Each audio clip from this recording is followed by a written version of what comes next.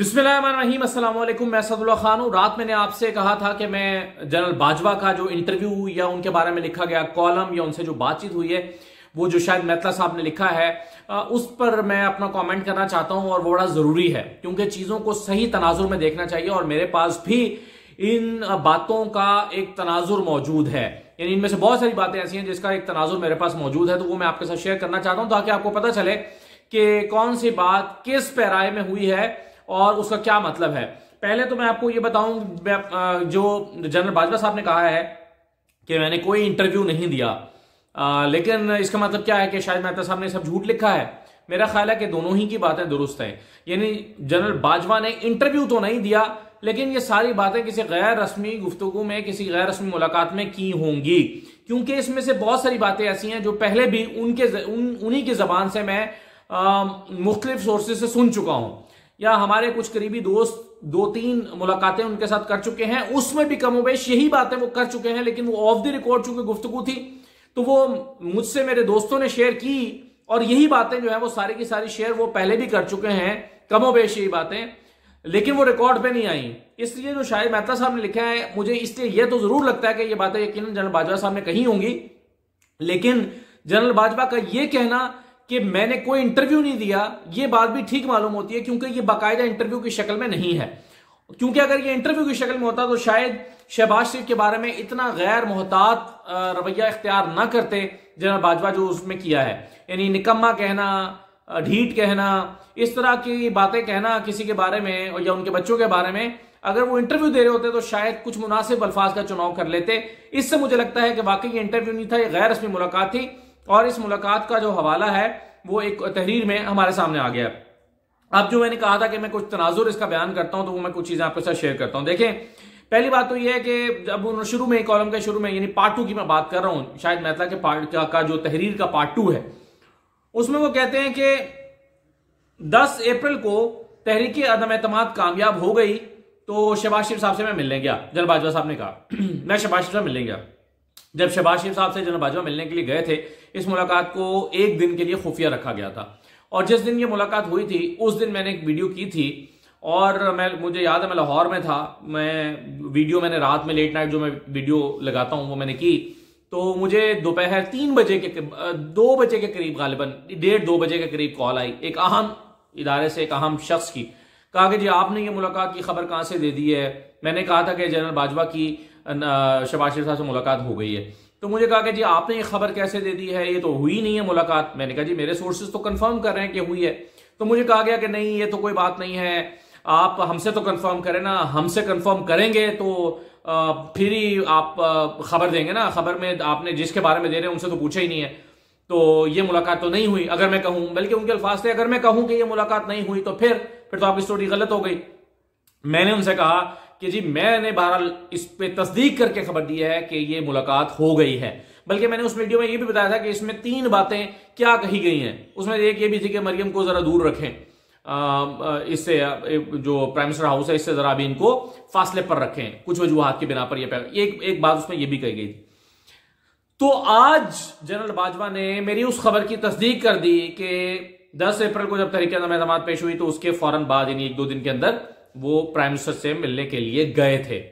अच्छा, बाद में अगरचे मुझे जब फोन करके बताया गया कि नहीं आपकी तो खबर ठीक नहीं है, और तो उसके कुछ घंटे के बाद उस मुलाकात की खबर ऑफिशियली आ गई थी।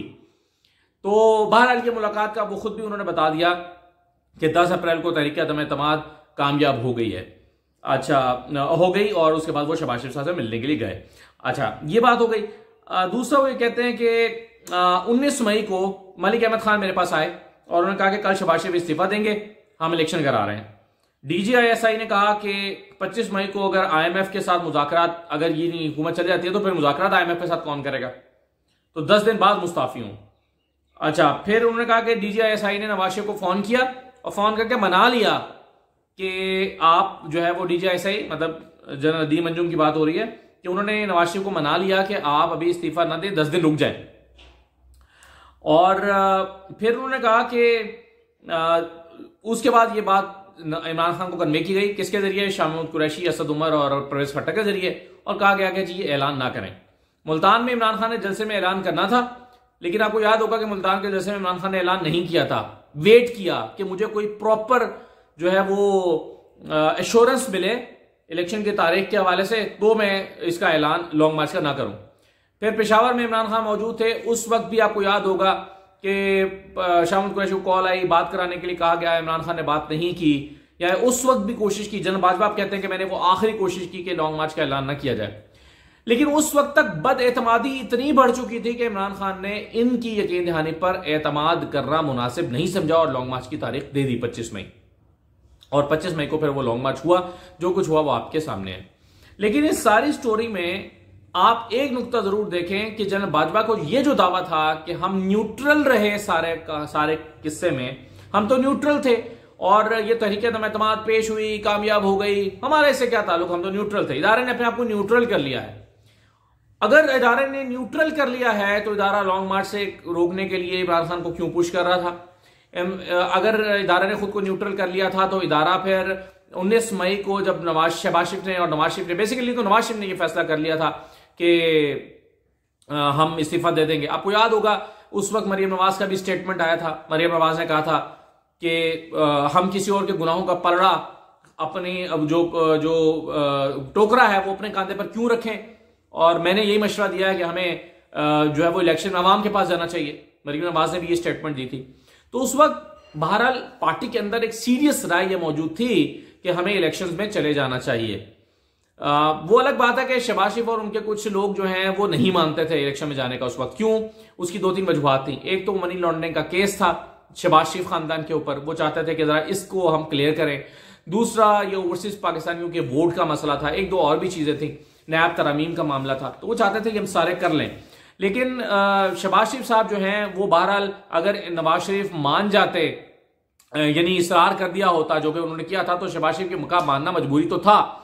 लेकिन ऐसी सूरत हाल में फौज ने, जनरल बाजवा के बकौल फौज ने रोक दिया कि आप 10 दिन रुक जाएं। लेकिन फिर वो 10 दिन क्यों नहीं आए, ये अहम सवाल है। इसका जवाब वो ये दे सकते हैं कि जी चूंकि फिर जो है वो इमरान खान ने लॉन्ग मार्च कर दिया, और लॉन्ग मार्च करके चूंकि इतनी एक अना का मसला हो गया दोनों जानिब से, तो उन्होंने कहा फिर अब हम नहीं जाते। तो ये बात मुझे कोई इतनी ताकतवर नहीं लगती। उसकी वजह यह है कि जो सिचुएशन थी, अगर नवाज शरीफ ने यह फैसला कर लिया था कि उनको इलेक्शन में उतरना है, तो फिर उनको इलेक्शन में जाना चाहिए था और सबने तोड़नी ही चाहिए थी। लेकिन कुछ लोगों की राय यह थी, राना सनाउल्लाह समेत कुछ लोगों की, कि जी अब हमने अगर असम्बलियां तोड़ी तो इमरान खान के लॉन्ग मार्च का जो है वो हम पर एक दबाव आ जाएगा, या समझा जाएगा कि हमने इमरान खान के लॉन्ग मार्च के दबाव की वजह से असम्बलियां तोड़ दी हैं, या इमरान खान जो अल्टीमेटम दे रहा है कि मैं 7 दिन बाद 6 दिन बाद वापस आ जाऊंगा, इसलिए हम डर यानी खौफ का तासुर पैदा होगा। लेकिन बहरहाल इमरान खान तो उस वक्त धरना खत्म करके जा चुके थे। उन्होंने उस वक्त धरना खत्म कर दिया था 25 मई को, या लॉन्ग मार्च अपना जो भी था उसको उन्होंने प्रोलॉन्ग नहीं किया था। तो बहरहाल ये सारा कुछ उस वक्त कर रहे थे, जिसका आज एतराफ कर रहे हैं जनरल बाजवा कि DGISI के जरिए से नवाज शरीफ को पैगाम भिजवा कर रोका गया। उस वक्त हम खबरें देते थे कि जी राब्ते हैं जनरल बाजवा के या फौज के एस्टैब्लिशमेंट के राब्ते हैं नवाज शरीफ साहब से, तो उस वक्त माइंड किया जाता था कि जी आप ये खबरें कहां से दे रहे हैं, हमारे तो कोई राब्ते नहीं है। अब जनरल बाजवा खुद तस्दीक करते जा रहे हैं कि हमारे राब्ते जो हैं वो हैं। अच्छा, जनरल बाजवा ने ये नहीं कहा कि शायद मतलब ने जो बातें की हैं वो झूठ है, गलत है, या मुझसे गलत चीजें मंसूब की जा रही हैं। जनरल बाजवा कह रहे हैं मैंने कोई इंटरव्यू नहीं दिया, यानी वो ये कहना चाह रहे हैं कि सब मन घड़त फिक्शन है जो कि मेहता साहब ने दी है। तो बहरहाल इसकी ये जो कंटेंट है इसकी तरदीद वो नहीं करते। तो इसका मतलब ये हुआ कि वो दरअसल न्यूट्रल नहीं थे जनरल बाजवा की जो बातें। अच्छा, फिर वो कहते हैं कि जी फरवरी 2021 के बाद किसी भी इलेक्शन में गड़बड़ नहीं की गई, इलेक्शन से पहले मैनेजमेंट हो। अब वो कहते हैं कि अब आजकल तो ये कि इलेक्शन से पहले मैनेजमेंट होती है, इलेक्शन डे पर नहीं होती, और फरवरी 2021 के बाद किसी इलेक्शन में गड़बड़ नहीं की। मतलब ये कि फरवरी 21 से पहले इलेक्शन में गड़बड़ करते रहे हैं। तो इस बात का यानी एतराफ है ये जो जनरल बाजवा की तरफ से किया गया है कि वो इलेक्शंस को मैनेज करते हैं, इलेक्शंस को रिग करते हैं, या इलेक्शंस को के रिजल्ट अपनी मर्जी के निकालते हैं। लेकिन फरवरी 2021 के बाद उन्होंने गड़बड़ नहीं की। क्यों नहीं की, फिर इसका जवाब तो वही देंगे। वो कहते हैं कि इमरान खान को बनी गाला केस में बचा लिया गया, बदले में जहांगीर तरीन नायल हो गए। उस वक्त साकिब निसार ने कहा कि जी ये इमरान खान जो है वो अगर ये भी नाअहल हो गया तो फिर कौन हुकूमत करेगा, वज़ीर मुल्क के कैसे चलाना है। तो इसलिए जो है इमरान खान को बचा लिया गया। यहाँ पर तासुर ये मिलता है कि जी इमरान खान भी जो है वो नवाज शरीफ की तरह नाअहल हो रहे थे। वाज़ेह है कि इमरान खान का 40 साल पहले बनी गाला में खरीदी गई जमीन का मामला था, उसकी रसीदें नहीं थी या बैंक की ट्रांजैक्शंस नहीं थी। उसकी वजह यह है कि बैंक बंद हो चुके थे, कई बैंक, इसमें इसको जिक्र भी आया। तो बैंक बंद हो जाने की वजह से बैंक ट्रांजैक्शंस का रिकॉर्ड अगर नहीं मिल रहा था तो इसका मतलब ये नहीं था कि इमरान खान पर करप्शन साबित होती थी। मेरा ख्याल है इसीलिए थोड़ा सा लीनियंट जो है वो पॉइंट ऑफ व्यू रखा गया होगा, क्योंकि जाहिर है इमरान खान ने जो ट्रांजैक्शंस की हैं अपने घर को खरीदने के लिए, बाहर से जो पैसा वो लेकर आए थे, उसकी ट्रांजैक्शंस का रिकॉर्ड इसलिए भी मौजूद नहीं था कि बैंक से बंद हो गए थे कई बैंक्स। तो मेरा ख्याल है इसको दुरुस्त तनाजुर में देखना चाहिए कि इमरान खान को बचाया गया या ये बताने की कोशिश की जा रही है कि इमरान खान और फिर ये कि जहांगीर तरीन नाअहल हो गए थे। जहांगीर तरीन को इसलिए नाअहल कर दिया गया कि उसको बैलेंस करना था। बहरहाल इसको तो मैं नहीं जानता कि जहांगीर तरीन को इस वजह से किया गया, ये वाकई उनके कुछ ऐसे मामलात थे या कुछ बैकग्राउंड में और चल रहा था क्यों किया गया। लेकिन बहरहाल ये तो तय है कि अहलियत और नाअहलियत के मामले में फौज इन्वॉल्व रही है। अच्छा, दूसरा उन्होंने कहा कि जी शहबाज शरीफ की मैंने क्लास की कि अपने बेटे को क्यों बना दिया और पार्टी में आपको कोई मिला। तो जब मैंने शहबाज शरीफ की खूब क्लास की तो शहबाज शरीफ जो है वो सर झुका के सुनते रहे, और फिर उन्होंने कहा कि शहबाज शरीफ को जो मर्जी कह लो वो बुरा नहीं मानते हो, चुप करके सुनते रहते हैं। तो शहबाज शरीफ को डांट पिला दी कि जी आपने। लेकिन मैं हैरान हूं कि शहबाज शरीफ का आज तक जो है वो फेवरेट चाइल्ड रहे हैं इस्टेब्लिशमेंट के, क्योंकि आपको याद होगा कि जब परवेज मुशर्रफ के जमाने में भी परवेज मुशर्रफ ने भी ये कोशिश की थी, शहबाज शरीफ से कहा था कि आप वज़ीर आज़म बन जाएं, नवाज शरीफ को पैटर्न इन चीफ बना दें, आप आ जाएं, आप वज़ीर आज़म बन जाएं। शहबाज शरीफ ने कहा कि ऐसा नहीं हो सकता। उसके बाद 2018 के इंतखाबात, शहबाज शरीफ खुद दावा करते हैं कि मुझसे मीटिंग्स हो गई थी, मुझसे सारी चीजें, मेरी कैबिनेट तय हो गई थी और सारा कुछ करके फिर इमरान खान को हुकूमत दे दी। तो शहबाज शरीफ साहब, लेकिन अब ऐसा लगता है कि फौज ने खुद अपनी राय शहबाज शरीफ के बारे में तब्दील कर ली। जब जनरल बाजवा कहते हैं कि ये एक निकम्मे आदमी है या कमजोर, निकम्मा तो खैर हमजा शहबाज को उन्होंने कहा है, उन्होंने कहा कि शहबाज शरीफ इंतहाई कमजोर वजीर आजम है और बड़े मियाँ साहब आएंगे तो हालात बेहतर होंगे। ये वही बड़े मियाँ साहब है जिनकी हुकूमत को इसी स्टैब्लिशमेंट ने खत्म कर दिया था, या उनके केसेस का पनामा वगैरह का, यानी जनरल बाजवा को ही इमरान खान ने उन्होंने नवाज शरीफ ने कहा था ना कि जनरल बाजवा तुमने मेरी चलती हुकूमत को क्यों खत्म किया, बताओ तुम इस तबाही के जिम्मेदार हो। गुजरांवाला में क्या कहा था? तो गुजरांवाला में जो कुछ कहा, तो जनरल बाजवा ने जो कुछ उस वक्त किया, और मैं आपको बताऊं जनरल बाजवा एक मीटिंग में ये कह चुके हैं कि जब डॉन लीक्स का मामला हुआ था तो उस वक्त हमारी लड़ाई हुई थी और फिर मैंने कुछ दरगुजर भी कर दिया था। मैंने कहा ठीक है चलो, इन्होंने कह दिया, अब आगे मामला तो आगे के चलते हैं, और वो ट्वीट हो गई कि नोटिफिकेशन इज रिजेक्टेड, और फिर उन्होंने कहा कि जी हमने उस मामले को वापस ले लिया। जनरल बाजवा ने एक मीटिंग में ये कहा, एक सेटिंग में ये कहा है, हमारे कुछ दोस्तों के साथ सेटिंग में उन्होंने कहा कि उस वक्त जो है वो डॉन लीक्स का मामला जब हो गया तो फिर ये चाइना जा रहे थे, तो मैंने कहा यार अपना प्राइम मिनिस्टर है, चाइना जा रहा है, इस खटपट के साथ जा रहा है, तो वहां पर कमजोर पोजीशन में होगा। तो हमने जो है वो एक पैगाम भेजा और हमने जो है वो उस ट्वीट को वापस लेना जो आसिफ गफूर साहब ने की थी और एक पॉजिटिव जेस्चर दिया। लेकिन वो कहते हैं जब हमने पॉजिटिव जेस्चर दिया तो मरियम ने जो है वो हमें ठोकना शुरू कर दिया और मरियम ने हमारे खिलाफ बयानबाजी शुरू कर दी। तो फिर हमने फैसला किया कि नहीं, अब ये नहीं रह सकते। तो ये मामला जो है वो नवाज शरीफ को निकालने का वो एक और जगह पर एतराफ कर चुके हैं, इसका बैकग्राउंड भी बता चुके हैं, और अब कह रहे हैं कि नहीं बड़े मियाँ साहब वापस आएंगे तो हालात बेहतर होंगे। और भाई आपने फिर तारीख से सीखा क्या? एक बंदे को पहले निकालते हो, फिर कहते हो कि वो वापस आएगा तो हालात बेहतर होंगे, फिर उसको निकाला ही क्यों था? और जब अगर वाकई करप्शन की वजह से निकाला था तो वापस पाकिस्तान के ऊपर करप्ट आदमी को मुसल्लत क्यों कर रहे हो?